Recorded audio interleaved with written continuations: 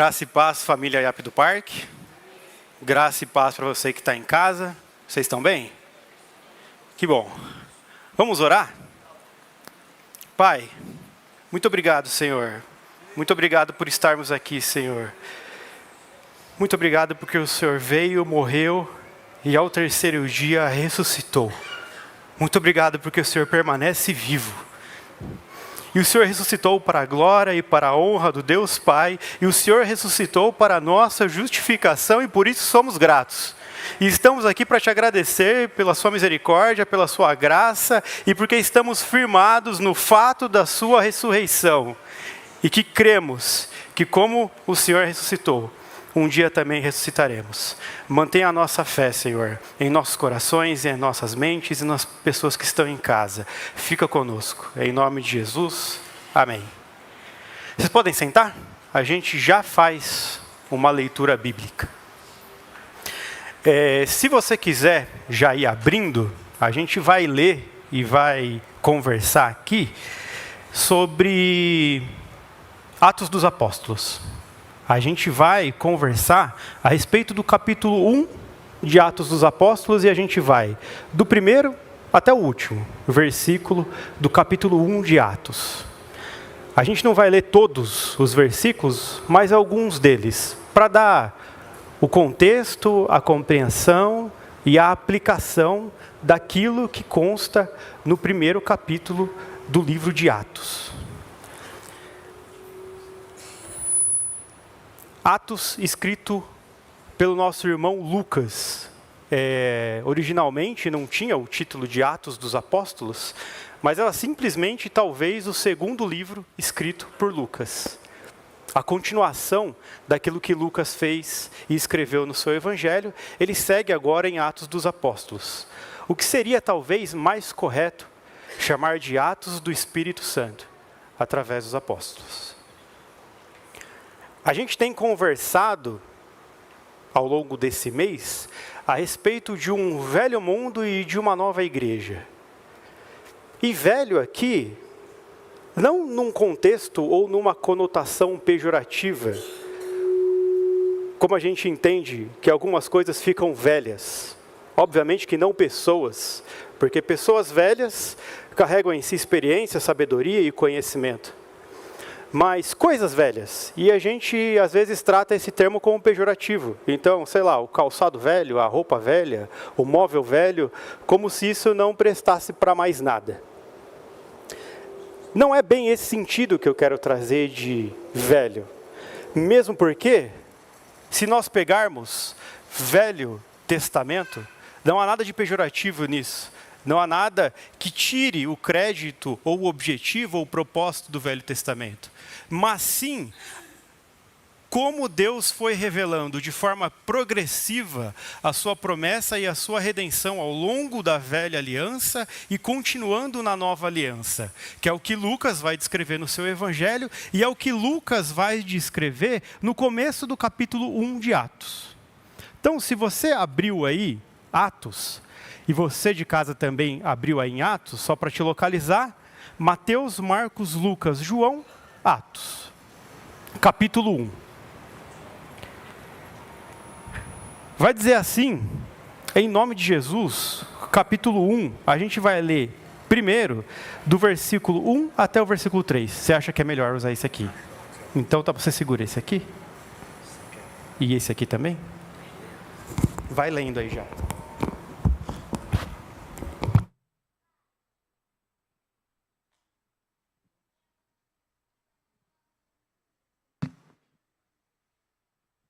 Muito obrigado, hein, querido? Ao vivo é assim que acontece. Eu já me perdi, vou ter que voltar do começo.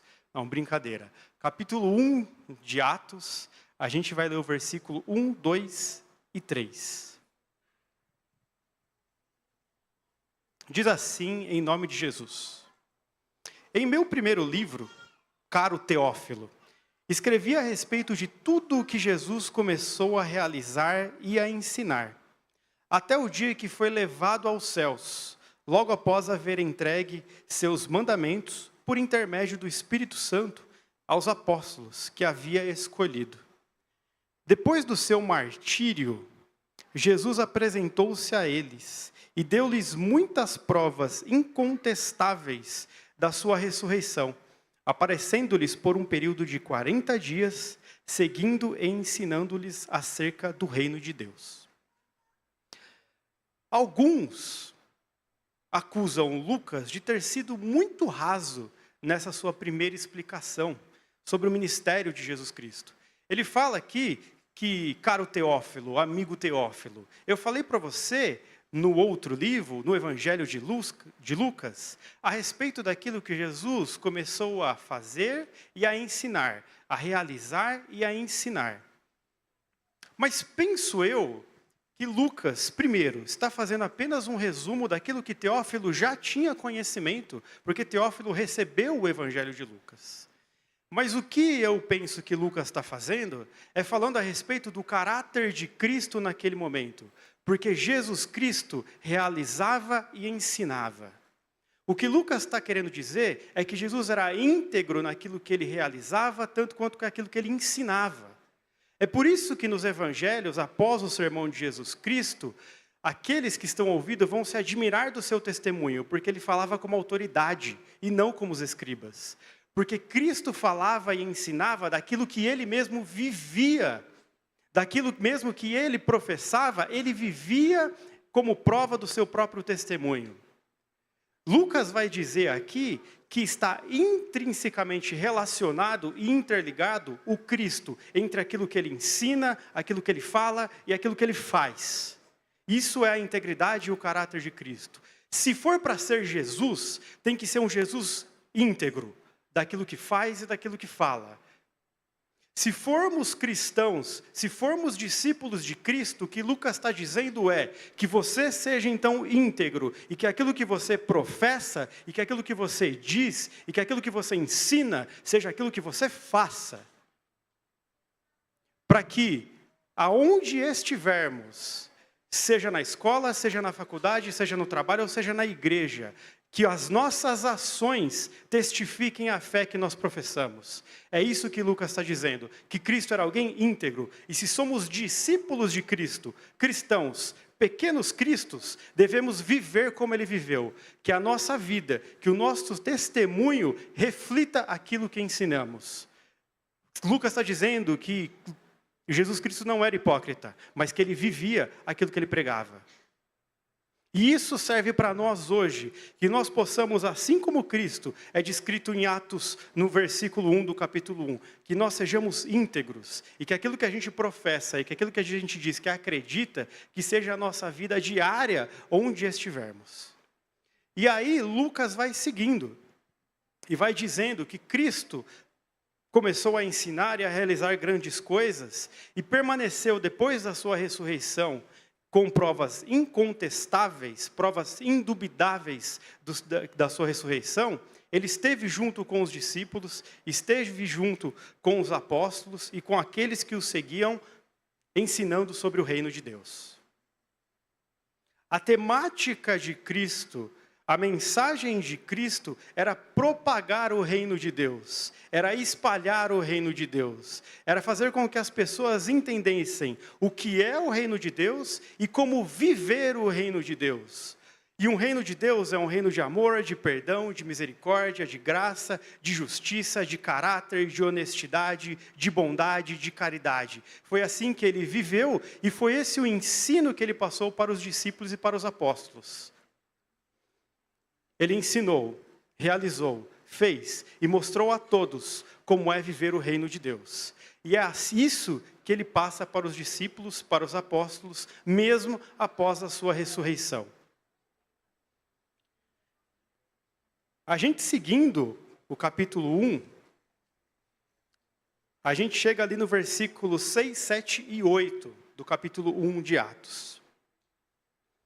E diz assim: então, os que se haviam reunindo lhe consultaram: Senhor, será que este tempo em que restaurarás o reino de Israel?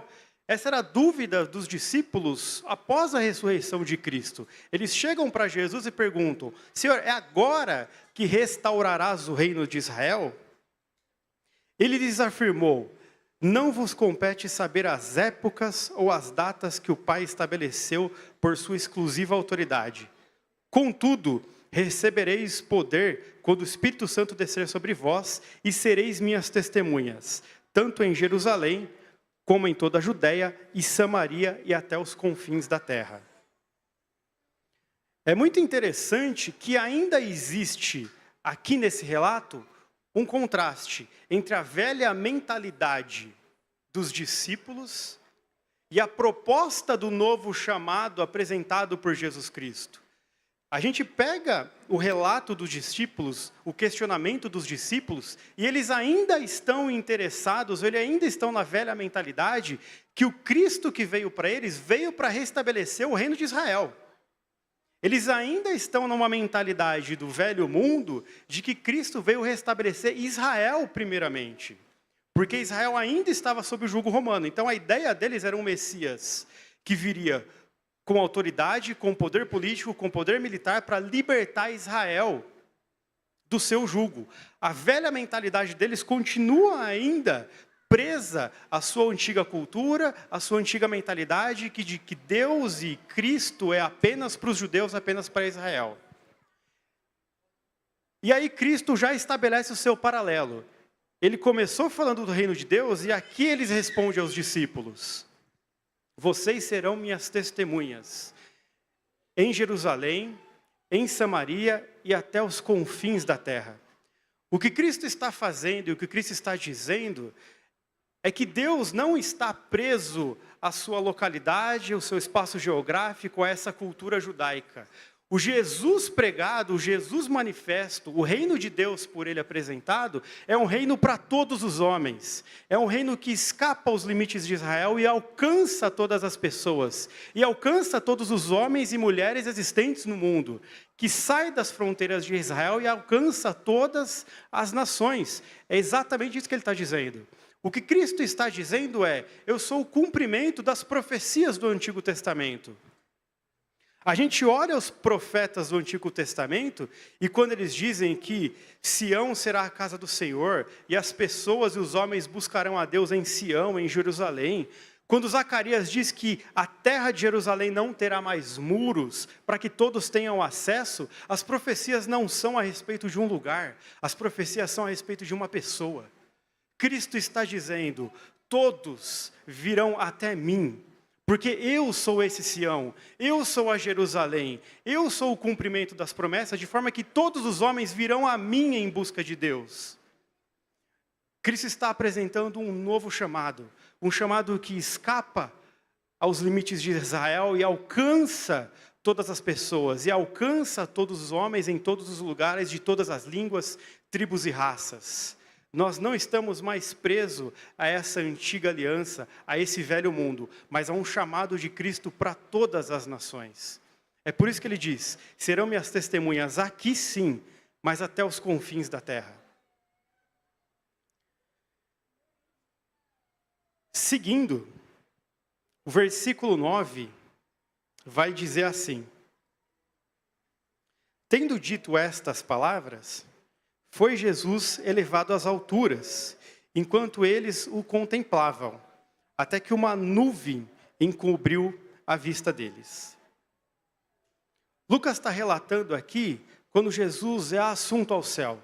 Então, quando depois de aparecer aos discípulos, ele sobe aos céus. Nos versículos anteriores, Lucas fala a respeito da morte, do martírio de Cristo. Dentro da teologia, se a gente vai estudar a cristologia, eles fazem, os estudiosos, um paralelo entre o estágio de humilhação de Cristo e o estágio de exaltação de Cristo. Lucas faz esse paralelo. Ele apresenta primeiro o seu estágio de humilhação. E o estágio de humilhação consiste na sua encarnação, no seu esvaziamento da divindade, na sua humilhação, nas acusações, no julgamento injusto que ele teve e na sua morte. Tudo isso por conta dos nossos pecados e das nossas transgressões. Então Cristo se encarna, Cristo padece como nós, Cristo sofre, Cristo passa fome, sede, é humilhado, é julgado de uma forma injusta e morre nessa descida, nessa estágio de humilhação. Mas logo depois, como diz o apóstolo Paulo, há o estágio de exaltação da pessoa de Cristo, que começa com a sua ressurreição. Então ele é ressuscitado por Deus dentre os mortos, e é glorificado por Deus. E agora não é mais um Cristo morto, mas um Cristo ressuscitado e que vive. Por que buscam entre os mortos aquele que está vivo para todo sempre? Porque esse é o estágio de exaltação do nosso Senhor, em que Ele é ressuscitado, seu corpo é transformado e glorificado, e Ele sobe e encontra o Pai nos ares e se assenta à direita de Deus. Esse é o estágio de glorificação do Senhor. Esse é o estágio em que Ele sai da morte, porque a morte não poderia o conter. Então Ele é ressuscitado, com o corpo transformado e glorificado, e vai junto ao Pai.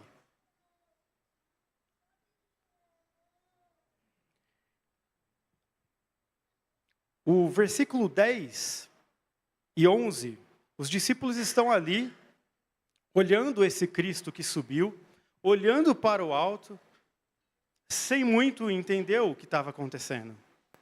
E é muito interessante como Deus, como o céu, Ele conserta a nossa visão. Ele dá um norte à nossa vida. Ele orienta a nossa vida. No sepulcro, os anjos disseram: por que vocês estão procurando entre os mortos aquele que está vivo? Dando-nos uma direção de que não busque Cristo em coisas mortas, não busque Cristo em coisas vãs, não busquem Cristo somente para essa vida, porque o Cristo que estava aqui agora está vivo. Procure Ele entre os vivos, porque Ele não está mais aqui. E nestes versículos, mais uma vez, os céus, o anjo, direciona novamente a visão dos discípulos. Por que estão olhando para o alto? Aquele Cristo que vocês viram subir, da mesma forma Ele descerá para vos buscar. Então faça o que eu disse para fazerem. Aguardem até que sejam revestidos do poder e proclamem este novo chamado. Não fiquem parados olhando para o céu, esperando que Cristo volte, achando que é só isso que temos que fazer. Não. A nossa missão, o nosso chamado é para proclamar o Evangelho. Então os anjos redirecionam novamente a visão dos discípulos para aquilo que eles deveriam fazer. Não fiquem apenas parados, olhando para os céus, mas façam, cumpram a missão, cumpram o chamado, preguem o Evangelho, até que esse Cristo, da mesma forma que subiu, Ele também vai descer para nos buscar.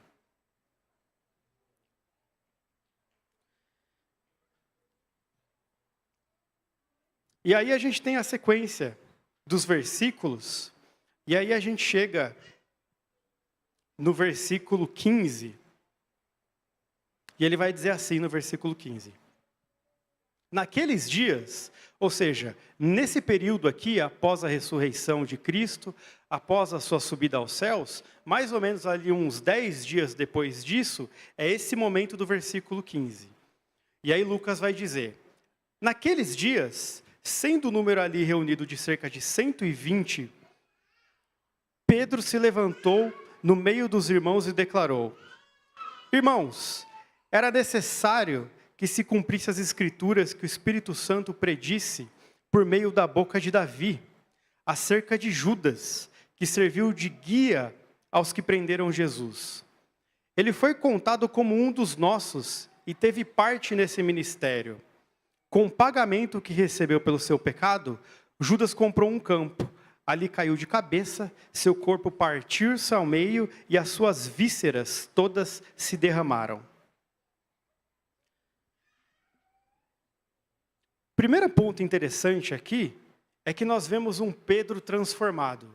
Um Pedro que se levanta em meio aos seus irmãos, que é um Pedro que tinha negado Jesus anteriormente, mas ele agora, com o perdão de Cristo operado na vida dele, ele se levanta no meio dos seus irmãos, como um líder nato que Pedro era, e começa a falar com eles, e começa a pregar. O que a gente tem aqui é o início da igreja, é possivelmente o registro da primeira mensagem, da primeira pregação expositiva feita por Pedro. Então ele reúne ali os seus irmãos e fala: irmãos, o que aconteceu com Judas foi para que se cumprisse as escrituras. Pedro se levanta em meio aos seus irmãos e ele traça um caminho em meio à dor. Ele traça um caminho em meio ao sofrimento, em meio à dúvida, em meio às incertezas. Pensa só, os discípulos estão ali, o seu líder Jesus Cristo foi levado ao céu, um deles o traiu, eles eram 12, agora são apenas 11, há uma incerteza, há um medo no coração deles. Eles podem ser perseguidos pelos judeus, eles podem ser perseguidos pelo Império Romano, eles são com incertezas e dúvidas. Aqueles que eles tinham como mestre, que restauraria Israel, foi embora. E disse para esperarmos um Consolador que eles não sabem ainda como que isso vai ser. Há no meio desses irmãos, no meio desses discípulos, dúvidas, incertezas, inseguranças, diante de todas as tragédias que aconteceram com eles nos últimos tempos. E Pedro vai traçar um caminho em meio a essa dor, em meio a essa ferida aberta, e esse caminho alcança a ressurreição de Cristo. Por vezes em nossas vidas as coisas não vão muito bem. Por vezes em nossas vidas há tragédias, há problemas, há dificuldades. E o que o Pedro está dizendo é que em meio a todas essas dificuldades há um caminho direto até a ressurreição de Cristo e até a restauração de todas as coisas. Pedro toca na ferida dos discípulos. Eu sei que aquele que foi contado entre nós nos traiu. Aquele que estava entre nós nos traiu, traiu ao Cristo. Os estudiosos vão dizer que o versículo 18 e 19 é uma inserção de Lucas, ou seja, não estava presente na mensagem de Pedro. Por quê? Porque Lucas está explicando para Teófilo o que ele ainda não sabia. Há muita controvérsia a respeito desses versículos, porque a forma como Judas é descrito aí, a sua morte, não condiz exatamente com o estilo de morte contado por Mateus. Mateus fala que ele se enforcou. Aqui, Lucas diz que ele se precipitou, caiu de cabeça, o seu corpo se dividiu e as suas vísceras foram derramadas no chão. É muito fácil conciliar isso. A ideia é que Judas se enforcou por conta do seu remorso e da sua traição. E depois de algum tempo, com a sua decomposição, a corda ou o galho se partiu e ele caiu então. E nesse lugar onde ele caiu, então suas vísceras saíram e contaminaram todo o solo. Mas independentemente de como teria sido, o que Pedro está querendo colocar o enfoque é na tragédia.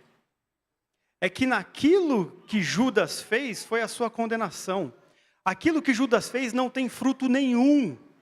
Porque o campo em que foi comprado com o dinheiro da traição é chamado campo de sangue. Lá serviu como cemitério para estrangeiros. Ninguém fez nada mais nesse campo, porque a obra de Judas foi infrutífera. A maldade e a traição de Judas foi infrutífera. O tornou indigno e até o solo em que seu corpo caiu se tornou indigno.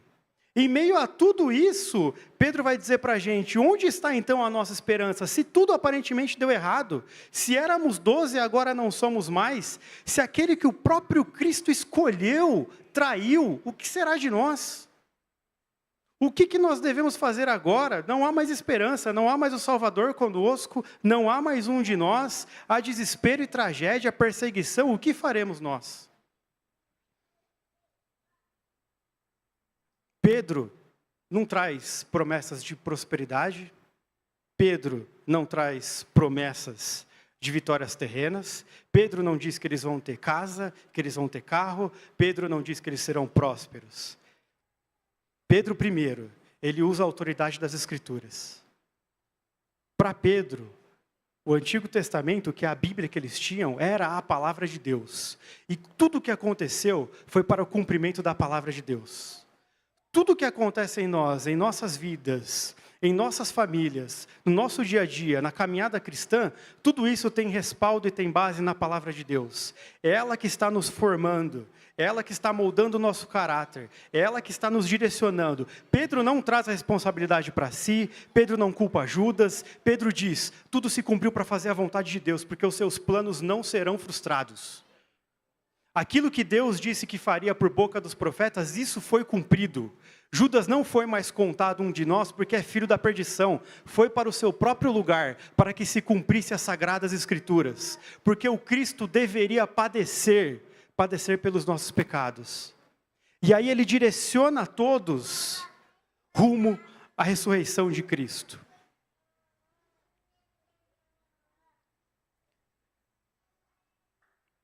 Se a gente continuar seguindo, ele vai dizer no versículo 20, ainda aqui a mensagem de Pedro. Porquanto, continuou Pedro, está escrito no livro de Salmos, fique deserto o seu lugar, e não haja ninguém que nele habite, e ainda, que outro ocupe o seu lugar. Estava dentro dos propósitos de Cristo, dos propósitos de Deus, do plano de Deus, tudo o que aconteceu na vida dos discípulos. Tudo o que aconteceu na vida dos apóstolos era de acordo com a palavra de Deus.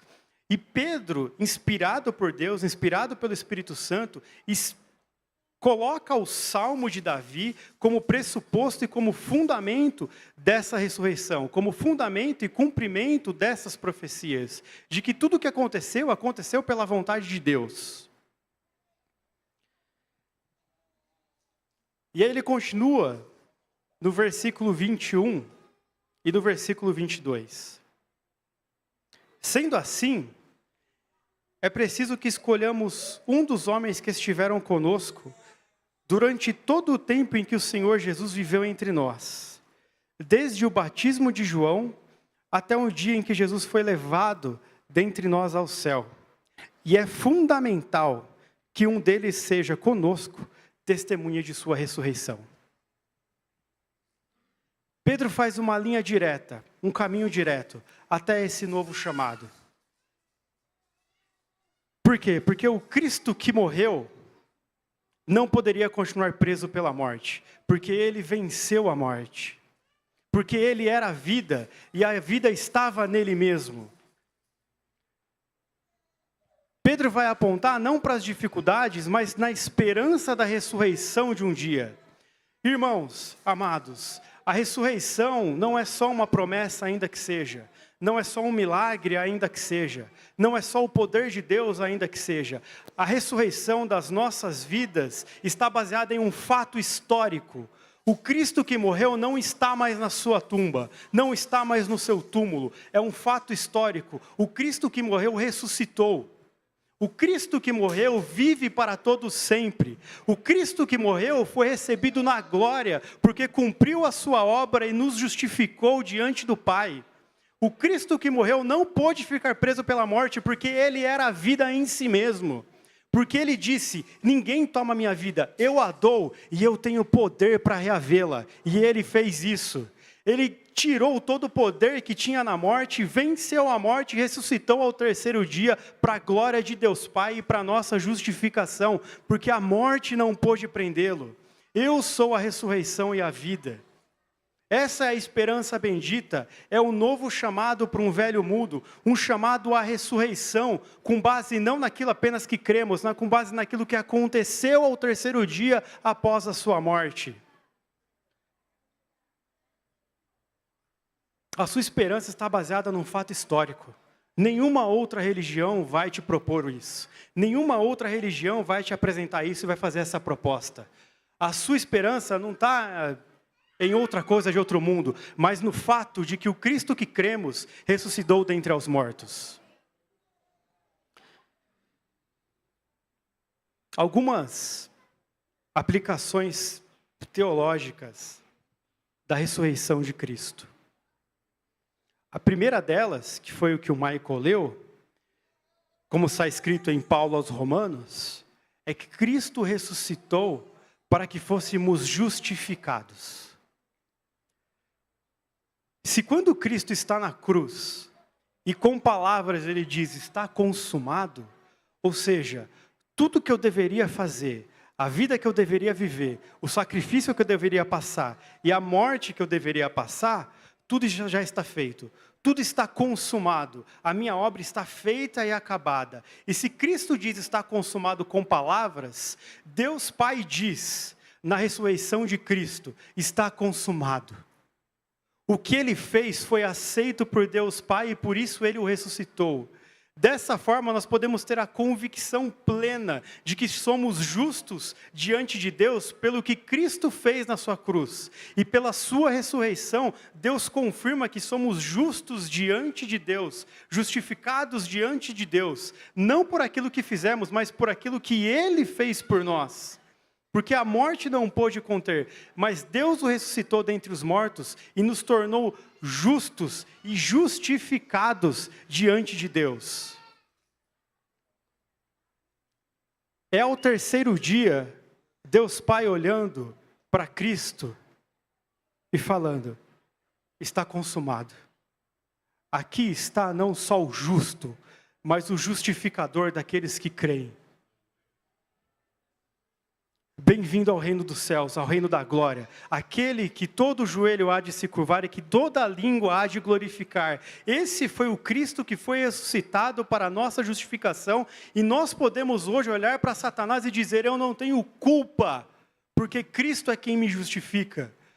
As muitos defeitos, as muitas falhas que eu tenho, os muitos erros que eu tenho, foram apagados pelo sangue de Cristo e confirmados pela sua ressurreição. Diz a história que Satanás se apresentou a Lutero e apresentou a ele uma lista com a multidão de seus pecados. Com tudo aquilo que Lutero tinha feito de errado na vida, o acusando. Isso aqui, Lutero, isso aqui é você.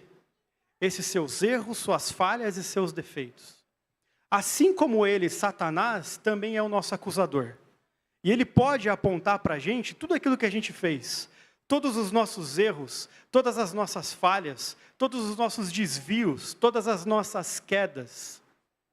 Mas diz a história que Lutero pegou uma caneta e escreveu ao final dessa lista: mas o sangue de Jesus Cristo me purifica de todos os meus pecados.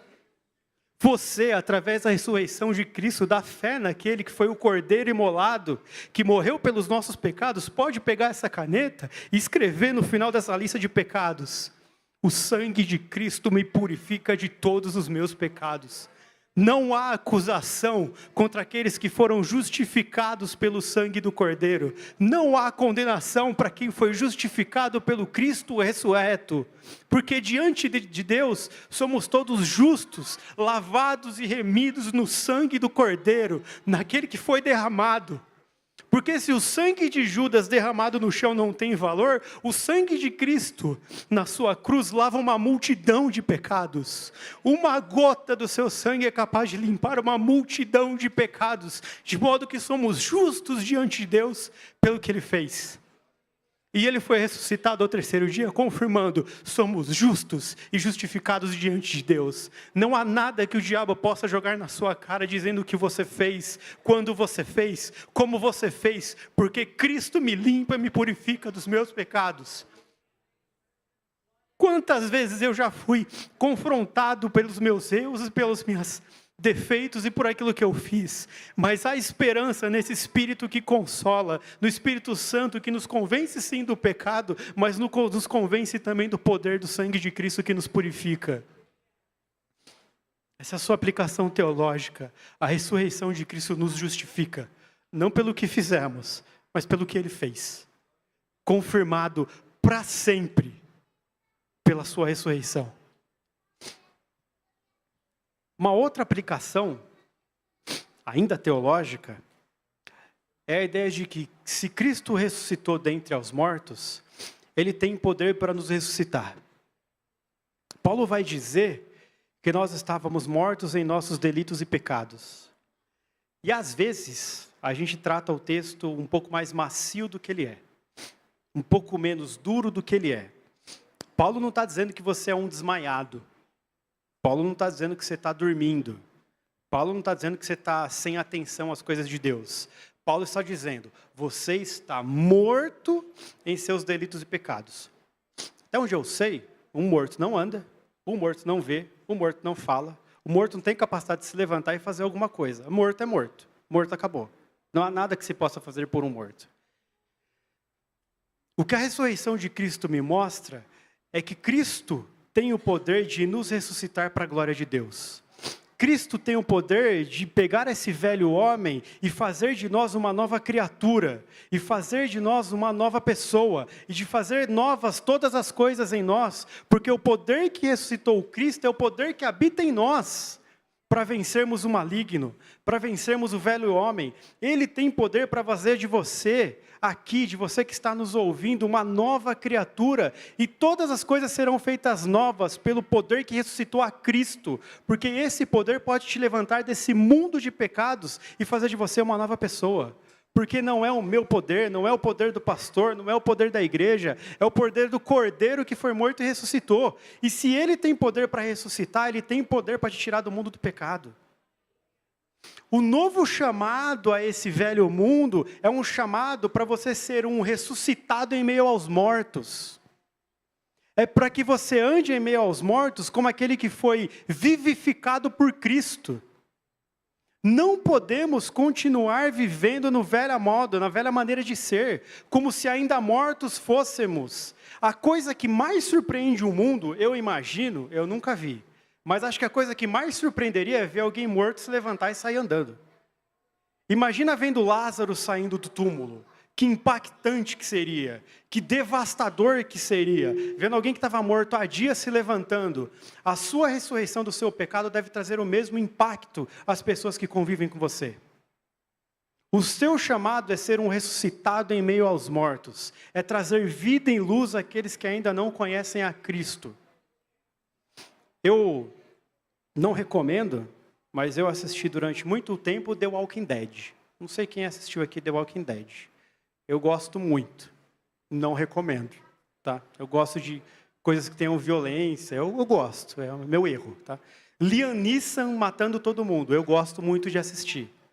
Eu não sei porque insistem em sequestrar as pessoas da família do Liam Neeson. A gente sabe que não dá certo.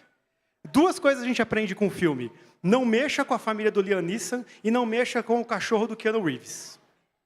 Mas as pessoas não aprendem. Voltando ao The Walking Dead, tem um episódio específico que eles querem passar numa multidão de zumbis. E aí o que eles fazem? Eles se vestem como se zumbis fossem, para se parecer como morto, porque daí os zumbis não vão ser atraídos. E eles passam tranquilo por esse meio. Tem uma confusão lá, mas aí vocês assistem. Fato é que, quantas vezes a gente está tão disfarçado com as coisas desse mundo, tão disfarçado com o pecado, tão disfarçado, voltado para as coisas desse mundo, que sequer as pessoas do mundo percebem que fomos ressuscitados. Que sequer as pessoas do mundo percebem que há um Cristo que vive em nós. A gente está tão acostumado a esse velho mundo. Gente, se puder abaixar o meu retorno um pouco, eu estou me ouvindo muito, eu não gosto de me ouvir. A gente está tão acostumado com esse mundo, que esse mundo se acostumou com a gente. A gente não causa mais impacto. A gente não causa mais mudanças. A gente não demonstra mais a diferença de sermos cristãos. E esse novo chamado é um chamado para quê? É um chamado para que a gente seja ressuscitados em meio aos mortos. Que o poder que levantou Cristo da túmula também esteja em nós, levantando nós a cada dia, nos fazendo nova criatura, para que possamos impactar o mundo com aquilo que Cristo fez em nossas vidas. Porque testemunha da ressurreição é testemunhar aquilo que nós vimos e que nós vivemos. Se nós vivemos a ressurreição que aconteceu em nós, nós seremos testemunha dessa ressurreição no mundo. Porque se Cristo vive em nós, ele será visto. E aí, a gente caminhando aqui já para a parte final, o versículo 26, que é o último versículo, vai dizer assim, né? Em seguida, lançaram sortes. Quanto a eles, a sorte caiu sobre Matias. E ele foi acrescentado aos 11 apóstolos. Confesso que eu sempre tive dúvida no colegiado apostólico. Eu sempre tive dúvida. Mas aí, é os 11 mais Paulo? Ou é os 11 mais Matias? Eu sempre tive essa confusão mental. Mas aí, estudando um pouco esse texto, eu percebi que são os 11 mais Matias. É ele que faz parte agora do colegiado apostólico. Daqueles que, segundo Pedro, cumpre esses requisitos, que estiveram com os 12, desde o batismo de João, até o momento em que Cristo foi levado aos céus. Paulo não estava aqui nesse momento. Ainda que Paulo seja o apóstolo de Cristo, ainda que Paulo seja a espinha dorsal da igreja, ainda que o cumprimento de levar o evangelho até os confins do mundo tenha sido cumprido especialmente por Paulo, ele não faz parte do colegiado dos 12. Os 12 são os 11 mais Matias. E o engraçado é que Matias é visto aqui nesse versículo 26. E nunca mais é mencionado. A gente não sabe mais do Matias. Não sabe mais o que aconteceu com Matias. O que eu penso é que, primeiro, Matias deve ter seu apostolado, seu ministério, deve ter pregado e tudo mais. Só não está registrado.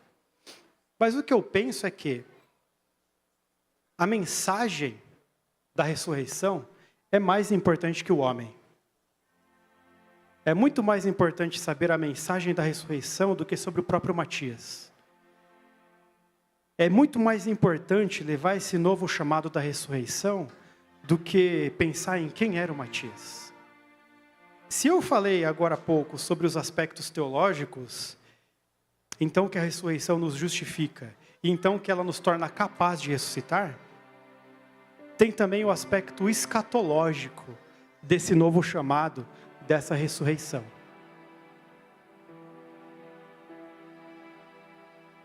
É a promessa de que um dia, aqueles que dormiram e nós, que ainda dormiremos, seremos ressuscitados naquele dia. Eu sei que aqui tem um monte de gente que perdeu um monte de gente. Ano passado, faz 11 anos já? Faz 11 anos que a gente perdeu o meu irmão. O Michael faz quanto tempo? Eu não era nascido ainda. Mais de quase 40. E eu sei que tem um monte de gente aqui que perdeu um monte de gente também. Há muito tempo. O pastor Genésio foi embora há pouco tempo. Promessa escatológica é que todos ressuscitaremos no último dia. É porque se Cristo ressuscitou, nós também seremos ressuscitados, e aqueles de nós que faleceram e que dormiram no Senhor, nunca mais morrer, para receber o galardão e a promessa da vida eterna, e nunca mais haverá sofrimento. Onde está, ó morte, a sua vitória? Onde está, ó morte, o seu aguilhão? Porque eu sou a ressurreição e a vida, e ainda que estejam mortos, se creem em mim, viverão, porque eu sou a vida. Porque nós não estamos baseados em alguém que morreu e permaneceu morto, mas naquele que vive para todo sempre. E que a sua ressurreição nos alcançará um dia. E isso, querido, não é só uma promessa, isso é um fato histórico. Aquele que ressuscitou, nos ressuscitará um dia e dirá para a gente: vinde benditos de meu Pai. Vinde para as bodas e para a ceia que está preparada desde a eternidade, porque eu estarei convosco e vocês estarão comigo para toda a eternidade, não haverá mais morte, porque Ele ressuscitou. E foi recebido na glória, como tendo cumprido a sua obra redentora, fez o que tinha que fazer, se levantou ao terceiro dia e nos levantará ao soar da última trombeta, e nunca mais morreremos. Estaremos com Ele e conosco para todo sempre. O Deus Pai tabernaculará com os homens, nós estaremos na sua habitação, na sua morada, na Nova Jerusalém, e não vai ter muros nessa cidade, porque todos terão acesso a esse judeu de 33 anos, que é o nosso Deus.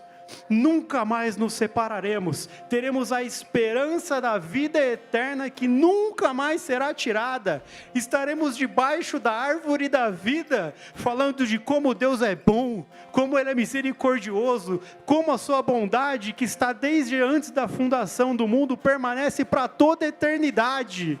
Estaremos com Ele uma vez por todas. Essa é a promessa. Esse é o chamado de uma ressurreição que não vai ter mais volta, que não vai ter mais morte. Vida eterna coroará as suas cabeças e estarão com Ele para todo o sempre. Esse é o teu chamado, o chamado à ressurreição. Aquele que morreu e vive para todo sempre voltará para nos buscar. Mas não é só isso. Como se fosse só, como se fosse pouco. Vocês conseguiram aquela foto que eu pedi? Vocês estão conseguindo ver? É uma lápide. Se vocês forem um dia em Utah, em Salt Lake City, tem esse cemitério aí e essa lápide. Esse menininho que está aí é o Matthew Stanford Robinson. Ele nasceu em 1988, um ano depois que eu nasci. E teve algum problema, alguma dificuldade, acho que no parto, faltou oxigênio, não sei muito bem o que aconteceu. Fato é que ele ficou paralisado do pescoço para baixo e cego. Os médicos disseram para os pais que ele viveria poucas horas, talvez alguns dias. Matthew viveu 11 anos. Viveu 11 anos na cadeira de rodas. Viveu 11 anos cego. E aí o pai dele, que era escultor, quem fez isso aí foi o pai dele. O pai dele colocou ele assim. Porque essa é a esperança. Porque um dia o Matthew não vai só ressuscitar, mas ele vai ressuscitar com um corpo glorioso. Suas dificuldades, suas limitações, suas doenças, seus problemas, sua calvície, nunca mais vai ser um problema. Porque teve outras ressurreições antes de Cristo. Eliseu ressuscitou uma criança lá. Depois, obrigado, sempre tem alguém. Segura o Kindle aqui, não vou usar mais. Aí, o soldado morreu, encostou nos ossos de Eliseu e voltou à vida. No próprio Evangelho, a gente tem, acho que umas 3 ressurreições ali. Tem a de Lázaro, tem o filho da mulher lá, tem a filha de Jairo. Mas o Cristo, ele é o primeiro, ele é o primogênito, ele é a primazia da ressurreição, porque todos esses outros ressuscitaram, mas continuaram com enfermidades, com problemas, envelheceram, fatalmente morreram. Mas Cristo foi o primeiro que ressuscitou com um corpo glorioso, que nunca mais experimentou a morte, a dor e o sofrimento e a morte, mas ressuscitou para todo sempre com um corpo glorioso. E essa é a promessa. Da mesma forma que ele ressuscitou com um corpo glorioso, nós também ressuscitaremos, para nunca mais morrer. O Matthew é o nosso novo chamado. Você foi chamado para proclamar a ressurreição de Cristo aonde estiver. Seremos ressuscitados no último dia e teremos um corpo glorioso para a glória de Deus Pai. Nunca mais seremos afligidos. Nunca mais precisaremos fazer um caminho até Deus, um caminho pela dor e pelo sofrimento. Mas caminharemos por ruas de ouro e de cristal, até o encontro do Cristo. Até o encontro daquele que reina para todo sempre. Porque essa é a promessa. Eu estava lendo os evangelhos, e isso aí, e eu pensei uma coisa. Eu vivo pensando coisas, né? Vocês podem perceber. Quando Cristo aparece, aparentemente, depois da sua ressurreição, ainda há marcas nas suas mãos. Ainda há marca no seu lado. Eu pensei, mas não restaurou tudo? Por que tem as marcas ali?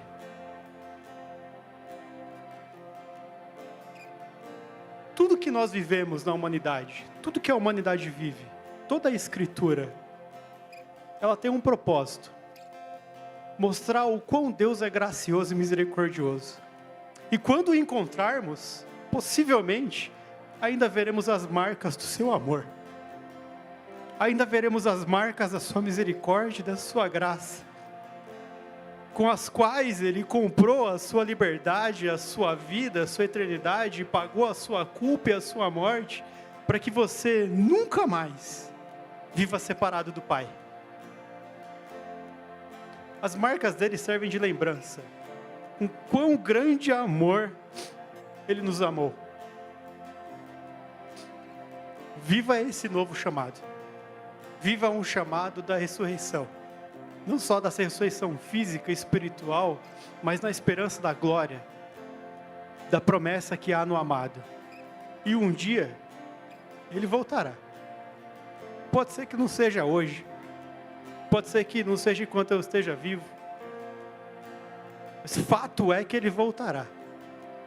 E fato é que onde estivermos, ou se nem mais estivermos, Ele vai chamar cada um de nós pelo seu nome. E nós estaremos com Ele para toda a eternidade. Agradeço mais uma vez estar aqui. E minha oração é que você leve esse chamado para a sua vida. Que leve a ressurreição de Cristo no seu coração. E que você seja um ressuscitado de Deus, aonde você estiver. Deus abençoe.